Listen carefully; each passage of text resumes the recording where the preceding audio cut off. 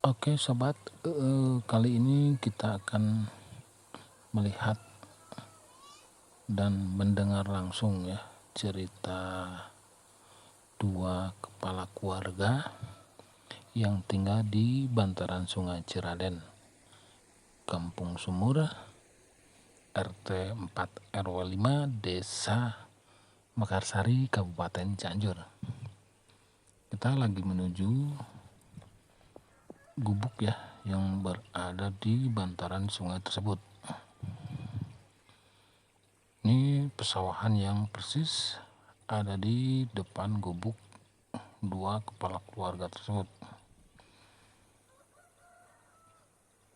Dan ini tampak suasana dari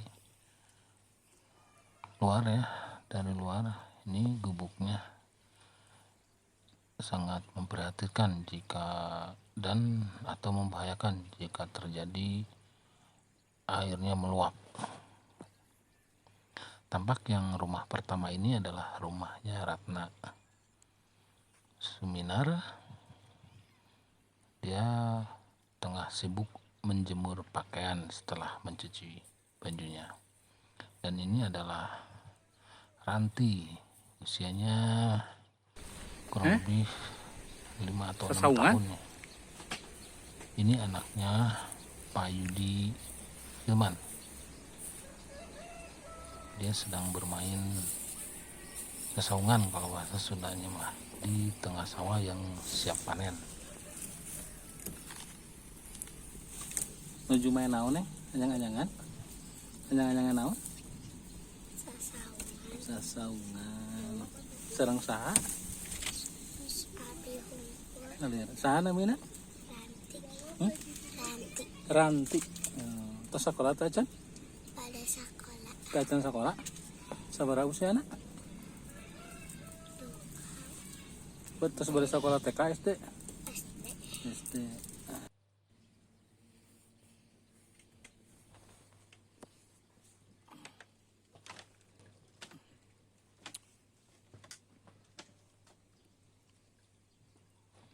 Ini adalah rumahnya Pak Yudi ya, Pak Yudi Hilman. Rumahnya ukuran 2,70 meter ke 6 meter, persis berada di bantaran Sungai Ciraden. Ini suasananya, dan ini adalah istrinya Nunung bersama anaknya yang paling kecil. Ini suasana di dalam rumahnya. Beris ya, di dalam rumah ini diisi oleh Tinggal di sini sudah lama 8 orang. Sekitar Ini adalah Yudi. 7 bulan ya. Ini Bapak membangun atau gubuk di sini ini di atas lahan siapa Pak? Jadi ada dua klaim. Pertama klaimnya itu datang dari PT Kim. Setahu saya PT Kim pada waktu itu dari pihak mereka mengatakan bahwa wilayah yang kita tempat itu masih masuk ke wilayah mereka gitu. Adapun hal-hal yang lainnya yang sepengetahuan kami kita berada di sini itu wilayah teritorial pengairan.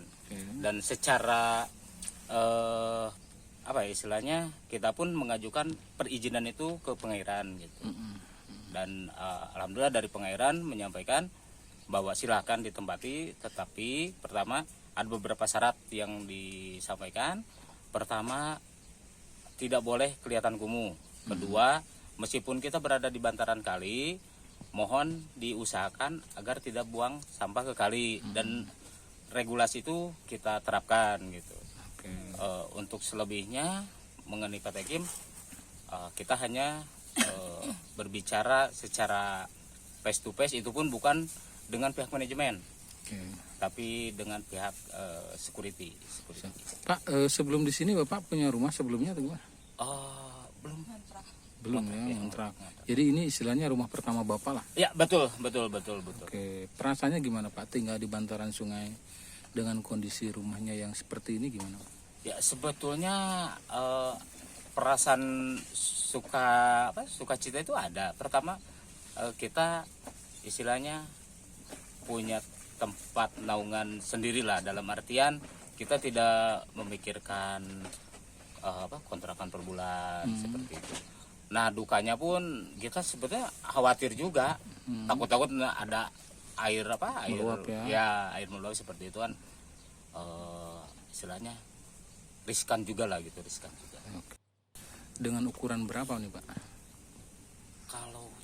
Kalau tidak salah karena lahan yang tersedia itu ini di kisaran 3 meter, 3 kali berapa? 6 kalau nggak salah. 6 meter ya. Ya. Ada nggak Pak 3 meter nih lebarnya? Kalau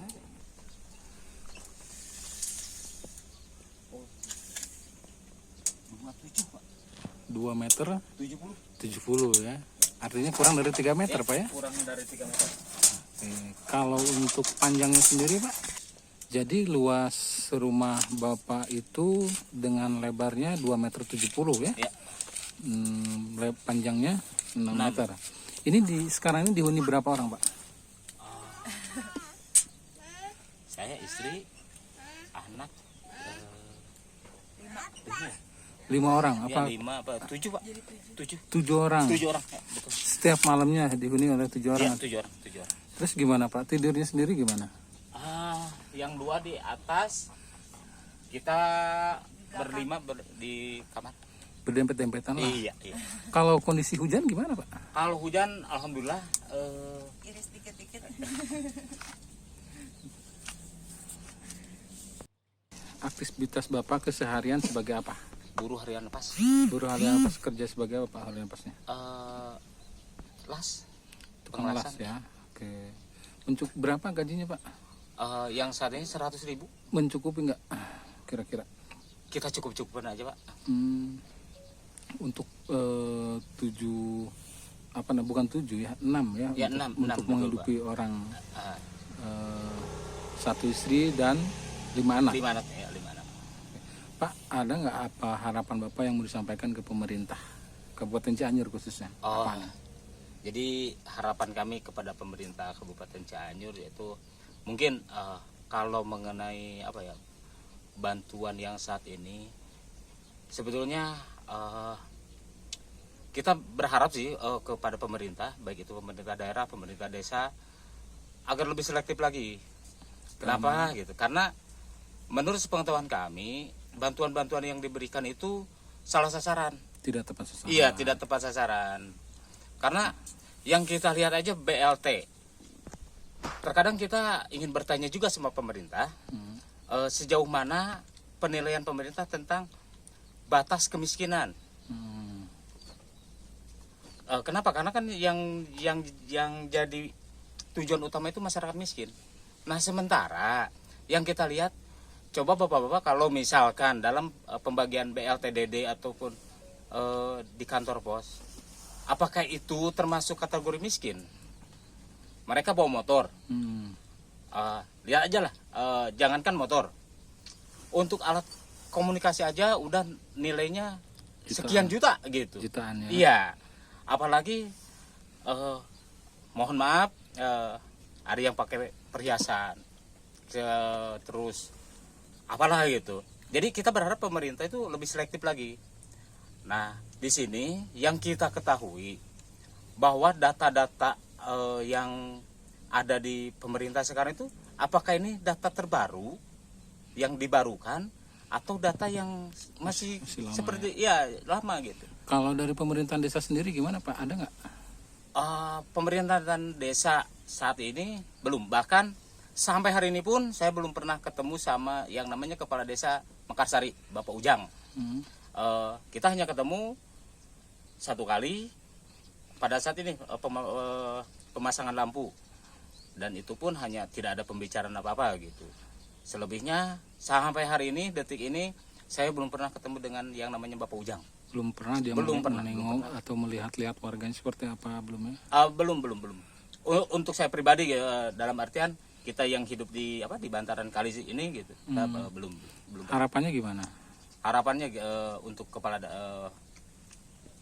Desa Mekarsari, jadi kita berharap pertama, jadi untuk kepala desa itu cobalah jangan hanya mau didengarkan, tapi dengarkan juga apa yang kami sampaikan. Kita itu sebenarnya memilih pemimpin itu bukan hanya untuk kita dengarkan, tapi apakah mereka juga mau mendengarkan. Kita selama ini hidup seperti ini belum pernah kita itu ada respon dari pemerintah desa. Apakah juga dari pemerintah desa datang ke sini gitu, atau kita tidak pernah berharap seperti itu. Tapi untuk masyarakat yang lain mungkin ada juga kehidupan mereka-mereka yang di bawah kami, ada keluhan dari mereka bahwa saya tidak dapat ini dapat itu, sementara mereka-mereka yang berkecukupan masih mendapatkan bantuan dari pemerintah. Jadi untuk pemerintah desa ataupun pemerintah daerah, cobalah lebih selektif lagi dalam memberikan bantuan. Apalagi saat ini dengan efek domino COVID-19 itu sudah sangat menghancurkan sendi-sendi kami. Apalagi kami ini orang yang di bawah garis kemiskinan, yang sebelum era corona aja kita susah, apalagi sekarang.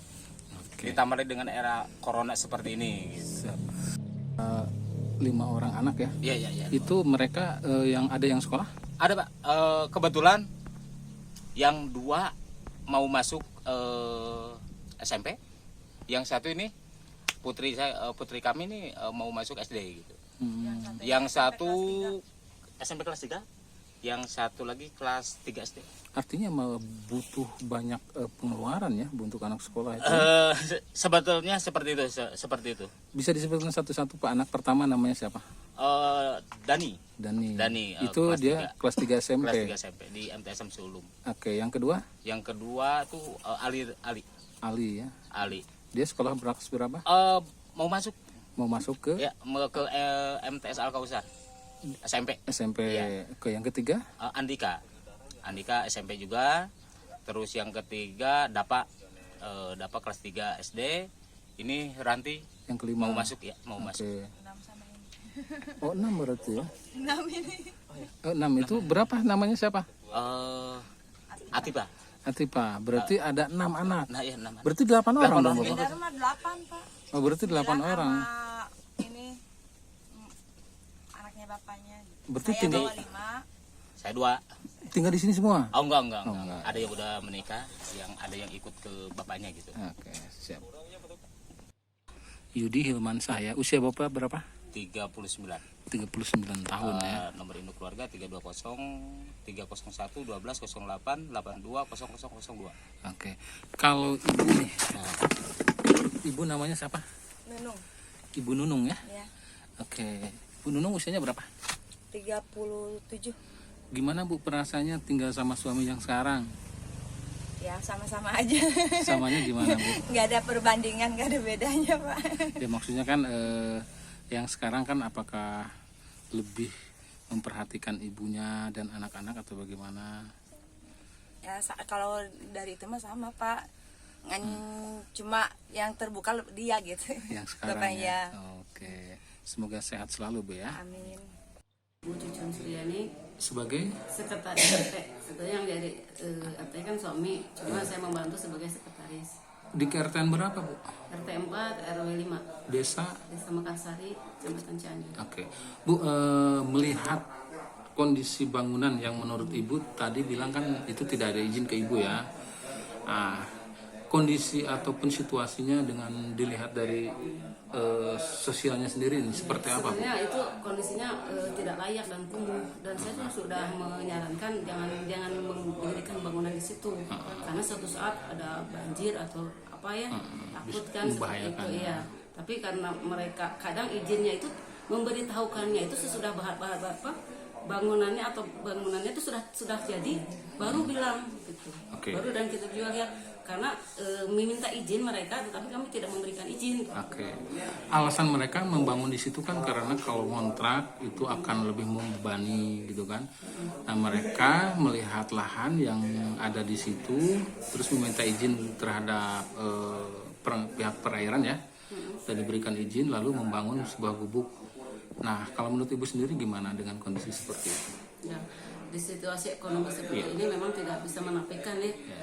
Yaitu ketika mereka membangun kita cuma memberikan saran, sebaiknya jangan di situ, karena kembali lagi kepada mereka untuk mampu atau tidak dia mengontrak rumah kan, kembali lagi kepada mereka.